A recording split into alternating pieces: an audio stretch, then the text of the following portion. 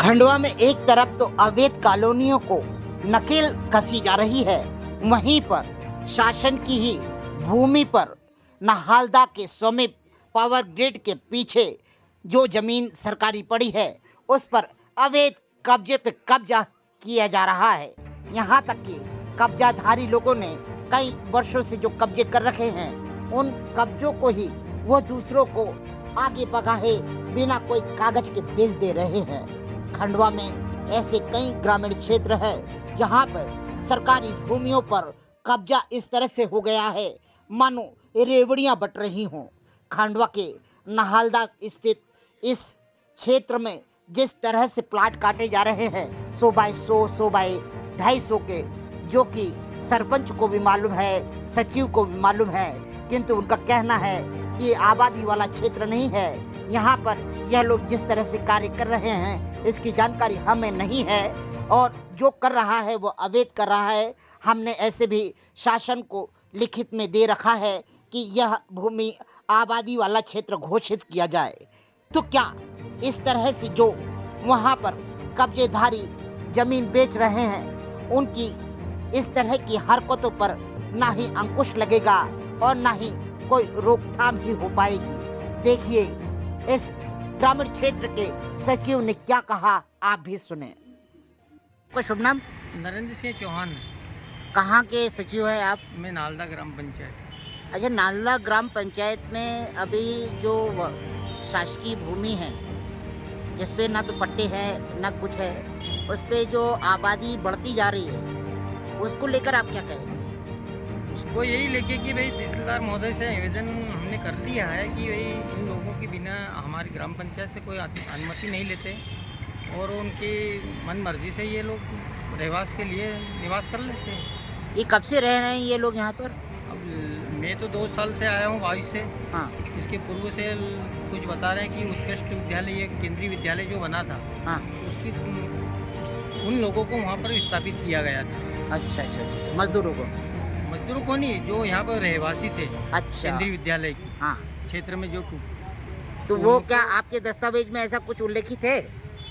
नहीं, ऐसे उल्लेखित कुछ नहीं है उसमें। अभी वो तो शासकीय जमीन आज भी दिख रही है, आबादी क्षेत्र से बाहर है। उसको खाली रिक्त ही माना गया है। हाँ, आबादी क्षेत्र से बाहर है, लेकिन उन लोगों से पूछा गया तो वो ये बताते हैं कि हमारे को वहाँ से स्थापित यहाँ कर दिया। आपके इस नाहलदा ग्राम में उस जमीन को लेकर लोग खरीद फरोख्त कर रहे हैं, ऐसा लग रहा है जो जिनने कब्जा कर रखा था वो दूसरों को बेच रहे हैं। इसका आपको कहीं आभास कराया गया है, ध्यानाकर्षण हुआ है कहीं? नहीं, ऐसा किसी ने नहीं, लिखित में भी नहीं ना दिया है। हाँ। और कोई आभास भी नहीं करवाया गया और ना ही कोई ऐसा व्यक्ति पाया जाता उस।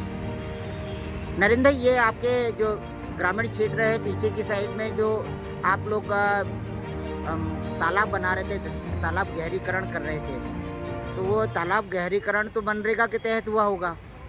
हाँ, मनरेगा के तहत चलता है। तो इसमें जो मुर्रम निकली थी, ये मुर्रम आप लोगों ने बड़े बड़े कॉलोनाइजरों को क्यों बेच दी? नहीं, ऐसा किसी नहीं है, हमने नहीं बेचा और ना अपने तालाब से कोई मुर्रम गई है कॉलोनाइजर को। वो तो ठेकेदारों के जो लीज पे लेते हैं। हाँ, शासकीय जमीन आगे से ली है। हाँ, उन लोगों की चलते हैं। जैसे कुछ लोगों ने गलती से वहाँ पे खोद लिया था। हाँ, ग्रामीणों को आवश्यकता पड़ती है तो वो 2-4 ट्राली ले आते हैं। कहाँ से? वो तालाब से? तालाब से। उसकी अनुमति लेते हैं कि नहीं लेते? ऐसे पूछ लेते हैं कि भाई तालाब से हमको घरेलू कार्य के लिए लेना है, सड़क हमारे घर के सामने कीचड़ गारा है। तो इस पे आप कोई राजस्व जमा नहीं करते आप लोग? नहीं, राजस्व नहीं है, वो तो गहरीकरण का काम है, गाद निकाल के फेंकने का काम है, वो तो शासन तो ऐसे ही उसमें अनुदान। तो आप अपने ग्राम विकास के लिए राजस्व कैसे वसूलते हैं फिर?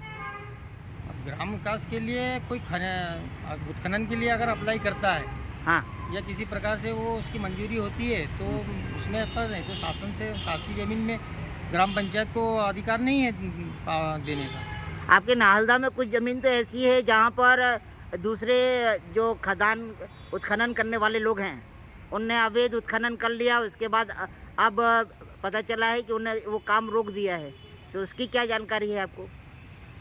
नहीं, अवैध उत्खनन की अपने को ऐसी कोई जानकारी नहीं। बिल्कुल उत्खनन हुआ ही नहीं आपके अवैध? नहीं, वो तो जो शासन से उन्होंने लीजें ली थी। यदि ग्रामीण क्षेत्र में घूमा जाए तो चारों तरफ आपके यहाँ ढेर लगे हुए हैं और वो ढेर जो लगे हुए हैं वो गहरीकरण, तालाब गहरीकरण का नहीं लगता है, वो तो ऐसा लगता है कि जैसे कि स्पेशली इकट्ठा करा है, एक एक ट्रक, दो दो ट्रक, ऐसे तो पता नहीं ये कितनी लाइन लगी है। जिनके पास लीजे हैं मुरम की, हाँ, उनसे क्रय किया होगा। तो आप आपसे संबंध नहीं रखते क्या वो लोग क्रय करने नहीं, वाले? हमारे से नहीं रखते, और न ही हमें उत्खनन वाले से कोई रॉयल्टी का वो है लेने का, और न ही हमारे पास वो है उसको प्रावधान। भाई उसके पास उत्खनन की अगर लीज है तो वो बेच सकता है। अच्छा, आपके ग्रामीण क्षेत्र में विकास कार्य क्या क्या हुए हैं?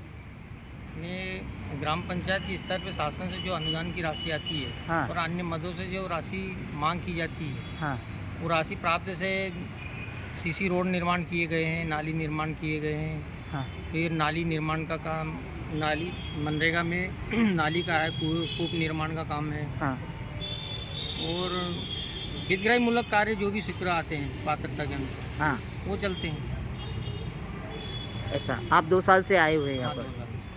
आपके सरपंच का नाम क्या है?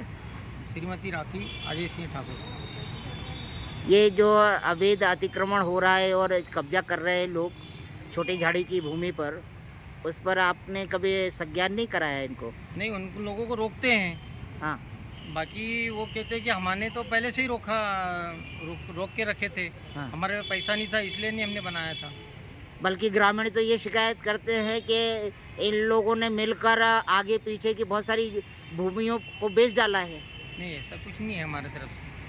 चलिए ऐसा इसकी अगर जानकारी। आता है तो उसके बारे में आगे बताया जाएगा कि हमने तो किसी को परमिशन भी नहीं दी और किसी को जगह बताई भी नहीं, और ना ही कोई मांग करता है पंचायत में कि भाई मेरे पास ज़मीन नहीं है, मुझे आवंटन की रह जाए। नहीं, ये बोला जाता है कि ये भूमि आने वाले समय में आबादी वाला क्षेत्र हो जाएगी, इसलिए वहाँ पे बेचा जा रहा है, और वो भी आप लोगों के द्वारा।